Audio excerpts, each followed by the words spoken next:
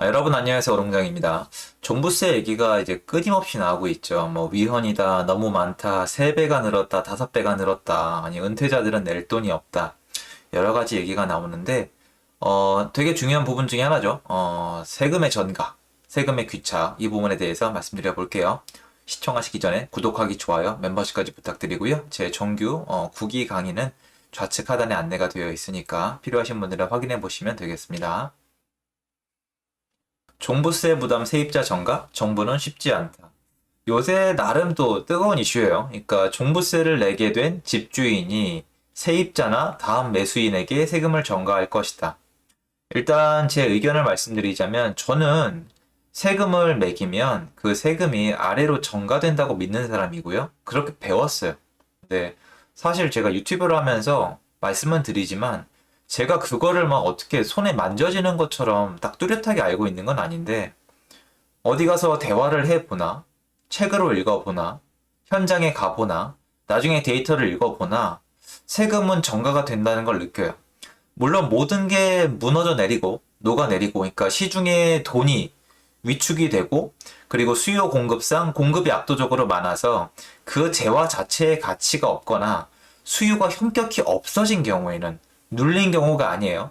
수요가 없어진 경우에는 당연히 세금이 전가가 어려운 것 같아요. 그냥 그 시장이 급속도로 무너지는 것 같은데 이런 경우엔 결국에는 국가에서 나서는 이유가 세금을 걷어들일 곳이 없어지잖아요. 그 시장이 다 무너지면 다 없어져 버리면은 세금을 거둘 곳이 없어지니까 세금을 많이 매길 이유가 없겠죠. 그러니까 그건 없어져 버리는 건데 일단 저는 종부세를 내게 되면은 그 세부담은 전가가 된다고 생각을 해요. 그리고 이거는 입장을 바꿔서 몇 번만 생각을 해보면은 무척 단순한 문제라고 생각을 해요. 그리고 저는 이거 기사 읽으면서 좀 재밌었던 게, 어, 여러분 그 읽어보시면은 제가 다른 기사에서만 말씀을 드렸는데 종부세를 내는 게 전 국민의 2%라고 하고 98%의 국민에겐 전혀 상관이 없다고 얘기를 했거든요. 그러니까 2%만 종부세를 내고 98%는 안 낸다는 거예요. 뉴스에 나왔던 겁니다. 좋아요. 그럼 종부세 2%만 내요. 그리고 종부세를 내는 사람은 대부분 고가 아파트나 투기성 자산, 즉 다주택자가 대부분이라고 얘기를 했어요. 그럼 바꿔 얘기하면은 대한민국 100% 중에서 2%만이 고가주택이나 다주택자라는 거예요. 그리고 다주택자의 투기 때문에 시장이 이렇게 됐다고 했잖아요. 그럼 이거네요. 2%도 안 되는 사람들 때문에 나머지 98%의 시장이 휘둘렸다는 거네요. 그쵸? 만약에 우리 대한민국 전체 시장이 1000조가 있다면 1000조 중에서 10%인 100조도 아니고 100조도 아니에요 여러분. 20조 1000조 중에서 20조 2%에 해당하는 부분 때문에 전체 시장의 시세가 흔들렸다는 얘기인데 좀 이상하지 않으세요? 그러니까 요새 보면은 뭐가 정리가 잘 안 되는 느낌인데 일단 전 그건 아니라고 봐요. 물론 다주택자가 있긴 하지만 그렇게 많은 숫자는 아니거든요.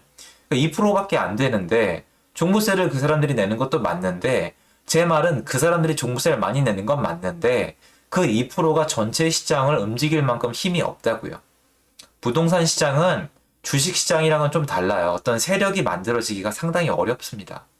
자, 그런데 이렇게 세금이 부과가 됐잖아요. 그죠? 1주택자나 다주택자나 아니면 고가주택을 가신 분들에게 종부세가 이렇게 나왔으면은 전가를 할까요? 안 할까요? 라고 얘기하는 거는, 그러니까 이게 저는 종부세가 나왔을 때 세금을 전가할까 안 할까를 물어보는 것 자체는 질문 자체가 아예 의미가 없다고 생각을 하고 저는 100% 한다고 봐요. 100%. 100%. 할 수 있으면 100% 한다고 봐요. 근데 문제는 뭐냐? 중요한 건 한다 안 한다가 아니고 여러분 할 환경이 되냐 안 되냐요. 부동산이 세금을 전가할 수 있는 환경이 되냐 안 되냐가 중요한 거라고 생각을 해요. 왜? 하고 싶은 마음은 누구나 있을 거예요. 손해보고 싶지 않고 남한테 돈을 더 받고 싶으니까. 그런데 환경이 안 되면 못 하는 거예요. 그러니까 여러분들이 야 부동산 이거 세금 전가 안 된다. 이것도 틀린 거예요. 세금은 다 할 수 있는데 그 사람들이 할 수 있는 환경이 되냐 안 되냐니까 이건 100%도 없고 0%도 없어요. 근데 그럼 지금 시장 환경을 보자는 거지 말. 시장 환경을 보자는 거예요. 시장 환경을 보면은 일단은 아주 쉽게 생각하면 됩니다. 종부세를 때려버리면 집을 가지고 싶어질까요, 여러분? 집을 비싼 걸 가지고 있거나 여러 채를 갖고 있으면은 그죠? 여러 채를 갖고 있으면은 종부세가 나와요. 집을 세 채, 네 채 갖고 있으면 종부세가 수천만 원이 나와요. 자, 그러면 지금 집이 없는 분이라면 집을 사고 싶을까요? 사고 싶지 않을 거예요. 저도 동감해. 그래서 투기꾼들이 옛날보다 집을 못 산다는 거예요. 투기꾼들이 가서 몰려드는 지역은 따로 있어요, 지금. 근데 못 사죠. 자, 그럼 두 번째. 못 사면 전세를 누가 제공하죠? 내 집은 내가 사서 산다고 쳐요. 1가구 1주택자는 자기 집에 산다고 쳐요. 그러면 전세는 누가 내는 거야? 민간시장. 민간시장에서 전체 임대시장의 80% 가까이 차지하고 있는 게 한국인데 다주택자. 하나는 내가 살고 두 번째, 세 번째 주택은 전세나 월세를 주고 있는 한국 시장에서 만약에 두 채, 세 채 갖고 있으면 종부세를 때려 맞는다면 아무도 집을 갖고 싶어 하지 않을 텐데 누가 전세나 월세를 놓죠? 그죠? 내는 사람이 전세, 월세를 놓을 사람이 줄어들겠죠? 그러면 거꾸로 얘기해서 전세와 월세의 공급이 줄어들겠죠. 이건 이미 일어난 현상이라서 그것 때문에 전세 시장이 상승이 아닙니다. 전세가 폭등을 했고 저는 태어나서 처음 봤어요. 이 정도로 올라가는 건.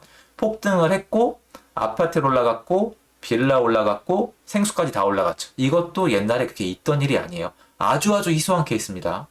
자, 전세 시장이 부동산 시장을 완전 쑥대밭으로 만들어놨죠. 무슨 말이에요? 전세 공급자가 없다는 거죠. 자, 전세 공급자가 없다는 건 뭐예요?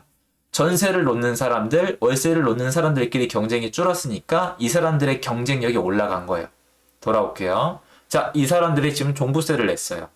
종부세를 냈는데 자기들이 물건을 내놓으면 시장의 공급이 예전보다 현저히 줄어서 자기들이 갑인 위치에 놓일 수가 있어요. 자, 종부세가 나왔어요. 월세나 전세를 올릴까요, 안 올릴까요? 올리죠. 올릴까 안 올릴까가 아니라 올리는 건 100%예요, 여러분. 근데 중요한 거는 올린다 안 올린다가 아니라 올릴 수 있니 없니예요. 그런데 있다고요. 왜 그러냐면 수요와 공급에서 공급이 줄었으니까. 공급이 왜 줄어요? 종부세를 때렸으니까. 그쵸? 자, 종부세를 때렸잖아요. 그럼 종부세를 내서 여태까지 피해 심리가 막 쌓여요. 근데 여기서 플러스 알파가 생겨요. 양도세가 비싼 거예요. 양도세가 비싸면 집을 못 팔죠. 집을 못 팔고 가만히 있으면 종부세가 또 나와요.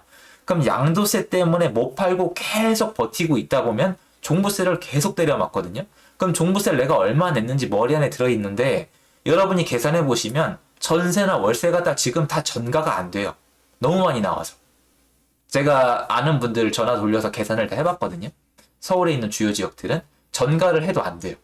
당장 올릴 수 있는 것도 아니고 만기도 남아있고 갱신권도 있고 세입자와의 관계도 있고 마음대로 되는 게 아니에요. 지금 다 못해요 그렇게. 제 말은 종부세 많은 사람은 다 전가를 하고 싶고 전가를 지금 못해도 하는 시기를 기다리고 있고 할 수만 있다면 무조건 할 거란 말씀을 드리는 거고 그게 점점 일어날 수 있냐 없냐 그 가능성을 말씀을 드리는 건데 전세나 월세 공급 시장에 공급자가 줄어들게 되면은 점점 더 가능해질 거라는 거예요. 그래서 뒤로 갈수록 늘어날 건데 전세 월세로 끝나지가 않아요. 왜? 전세 월세를 올려받아도 지금 이 시기의 차이 때문에 결론적으로 전부 다 전가가 안 되니까 내가 피해를 계속 봐야 돼요. 집을 많이 갖고 있고 법이 그러니까 따라야 돼요. 다시 말씀드리지만 현 정권은 국민들이 뽑은 거기 때문에 방법이 없습니다. 자, 때려 맞았죠. 근데 양도세 때문에 또 못 팔죠. 그러면 계속 종부세 내는 게 쌓이죠. 그럼 이걸 어떻게 할까요? 이거를 나중에 다음 매수인한테 떠넘겨요. 그럼 또 이 얘기 나올 거예요. 바보냐? 내가 그걸 받게. 그렇지가 않다니까 여러분. 이렇게 가면은 전세 시장은 거의 없어지고 월세가 천정부지로 오르잖아요. 그 월세로도 도저히 감당이 안 되면 맨 마지막에 할 수 있는 거는 다른 상품, 빌라나 다른 상품, 오피스텔 상품으로 밀려나거나 아니면 더 멀리 집을 구하는 수밖에 없고 그 현상이 주변에 엄청 일어나고 있어요. 자기 문제가 되기 전까지는 모르는 것 뿐이에요. 그럼 자기가 멀리 밀려났을 때 집을 고를 수 있는 게 없다면 비싼 가격에 살 수밖에 없어요. 왜냐면 거주 문제를 해결해야만 하기 때문이에요. 자, 근데 그 사람이 종부세를 냈던 사람이다. 양도세 때문에 못 파는 사람이다. 양도세를 이번에 많이 내야 되는 사람인데 물건이 없는데 그거를 나한테 떠넘긴다면 방법이 없는 거죠. 여태까지 매수인분들이 조화석을 받는 게 아니에요. 저는 여러분이 항상 기억했으면 하는 게 뭐냐면 매수인분들과 세입자분들이 좋아서 또는 몰라서 또는 말도 안 되는 얘기인데 멍청해서 그 사람이 월세를 올리는데 전세를 올리는데 비싼 매도 가격을 부르는데 계약한 게 아니에요. 사람들이 고질적인 병이 있어요. 나는 똑똑하고 상대방 누군가는 호구라고 생각을 해요. 나는 똑똑하니까 올라간 매도가에 안 살 거고, 올라간 전세가에 계약 안 해줄 거고, 올라간 월세가를 거부할 거라고 믿지만, 제3자도 똑같아요. 그분도 비싼 가격에 사기 싫고, 전세가 올려주기 싫고, 월세가 올려주기 싫어요. 왜 하겠어요? 냉정한 자본주의 시장, 공급자가 있어야 그걸 받는 사람이 있는 거잖아요. 다시 얘기해서 수요, 이걸 필요로 하는 사람들이 더 많기 때문에 올라간 가격에도 계약을 할 수밖에 없는 거예요. 왜요? 공급자가 계속 줄겠죠. 취득세 올리죠. 보유세 올리죠. 종부세 늘리죠. 양도세 늘리죠. 뭐 가만두질 않잖아요. 누가 다주택자를 하려고 그러겠어요. 어쨌건 이 방향으로 가고 있는 이상 전세나 월세 시장의 공급자들은 점점 더 위축이 될 것이고 매물이 감축하면서 이들끼리의 경쟁이 줄어들면서 이들은 세금 전가를 위해 호가를 올릴 것이고 그리고 올라간 호가의 계약이 되면서 전세가뿐만 아니라 월세가까지 올라가면서 나중에 매도 호가까지 올라갈 거예요. 물론 이 세금은 국가로 다 흡수돼요. 근데 욕은 전부 다 다주택자가 먹겠죠. 굉장히 멋진 시스템이라고 생각을 하긴 합니다. 그래서 시스템이 완성되어 가고 있다. 이렇게 말씀드리고 싶고요.